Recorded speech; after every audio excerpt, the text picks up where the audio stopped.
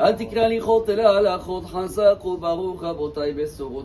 est aujourd'hui le Haï dans le mois Elul, 18 Elul, grande date dans le calendrier chassidique déjà, surtout les Chabad, parce qu'ils disent que c'est aujourd'hui qu'il est né le Baal Shem Tov et le Admor Hazaken, Rabbi Shneor Zalman de Liadi. Ils appellent ça Shneor. Pourquoi ils appellent Shneor? Deux lumières, deux anniversaires aujourd'hui de création.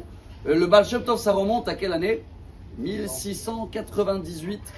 Et aujourd'hui, on va partager un message qui va nous aider beaucoup pour trouver le chemin droit. Voilà, c'est pour ça qu'aujourd'hui, le chauffard, c'est antilope. Il est droit aujourd'hui, il n'est pas tordu. Le Baal Shem Tov, il y a un petit peu plus que 300 ans, il nous a rajouté dans notre vie quelque chose que, à l'époque, tu étais érudit, tu connaissais la Torah, tu avais même ta place à la synagogue qui était VIP, ils appellent ça. Et tous les gens, les tailleurs et le cordonnier, ils étaient tout au fond et ils étaient considérés comme Amaharetz, on dit en hébreu. Bon, c'est des gens qui ne connaissent pas. Le Baal Shem Tov, il a découvert que des fois le tailleur et le cordonnier, il est mieux que le grand rabbin qu'il est assis devant. Parce que la connexion avec Dieu, et c'est ça le message dans notre génération, Rabotai, c'est plus comme avant, où avant, oui, il fallait avoir des connaissances énormes pour que la Torah, elle peut se transmettre. Et les gens, ils n'oublient pas. Il n'y avait pas d'ordinateur, il n'y avait pas rien, ils écrivaient en plume. Donc s'il n'y avait pas de connaissances, comment ça se transmet? Mais au jour d'aujourd'hui, que la connaissance est là, ChatGPT est là, l'intelligence artificielle est là, Dieu, il ne nous demande pas d'être des robots et des machines d'études, l'inverse. Il nous demande, et voilà le message du Baal Shem Tov et de la parasha de cette semaine, en fin de compte, tout est marqué. Hein.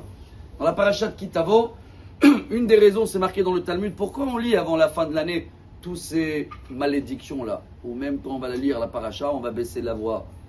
Alors, Ezra, Sofer, Tiken, Lahem, les Israël, c'était à Ezra, ça remonte plus que 2000 ans, quand on va lire cette montée-là, avant Rosh Hashanah, Tichle, Shana avec Lilotea, quand on termine avec tout ce qui est mauvais avant le début de l'année. Et à la fin de toute la liste, c'est marqué, Ta'uba wa alecha kol hakelalot ha'ele ve'isigura, tachat asher lo avat Hashem elokecha besimcha, uvetuv levav, Merov Kol. Et voilà, il dit le Baal Shem Tov. Le problème qu'on a, c'est manque de joie. Si à l'époque, quelqu'un il pensait que, aïe, je connais pas le sujet, je sais pas lire, j'ai fait un péché, et il est rentré dans une tristesse et dans une angoisse, c'est le pire de tous les péchés. Le Baal Shem Tov, il nous apprend d'avoir la joie. Peu importe chacun avec ce qu'il connaît, ou pas, ce que tu as fait, ou pas, tu as toujours la possibilité d'avoir la joie. Et la joie, Besimcha, c'est les mêmes lettres que Marshava, c'est dans la tête. Et après, ça a enchaîné avec le Magid Mimezrich, et après le Admor Hazaken, et la Chassidut de Chabad, et la Chassidut de Breslev, et tous les dixièmes de Chassiduyot qu'il y a aujourd'hui, tout découle de ce message-là du Baal Shem Tov. Que chacun fait en sorte de trouver la lumière dans lui, peu importe c'est quoi son métier, même si des cordonniers on ne connaît pas peut-être beaucoup, ou des tailleurs, mais peu importe chacun ce qu'il fait, chers amis, il doit trouver le chemin droit, la lumière, la joie, et la connexion avec Dieu, avec le cœur, avant la tête, chers amis. Besorot Tovot, chauffard du jour, antilope.